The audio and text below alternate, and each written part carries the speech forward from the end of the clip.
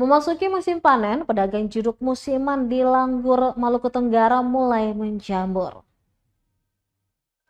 Lapak pedagang jeruk musiman mulai menghiasi seputaran kawasan Watek hingga Ohijang, Kabupaten Maluku Tenggara.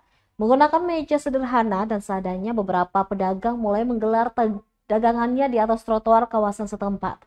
Sebagian besar pedagang menjajakan jeruk jenis Mandarin dari Kabupaten Kepulauan Tanimbar yang dipasok ke Langgur menggunakan kapal sabuk Nusantara. Salah seorang pedagang jeruk musiman, Asti, mengatakan semua jeruk yang ia jual didapatnya dari Desa Adodo, Kecamatan Mulumaru, Tanimbar.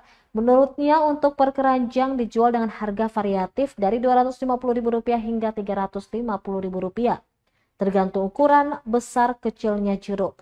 Dirinya mengatakan selama 2 pekan berjualan hanya belasan tumpuk saja yang laku, sedangkan modal yang dikeluarkan cukup banyak.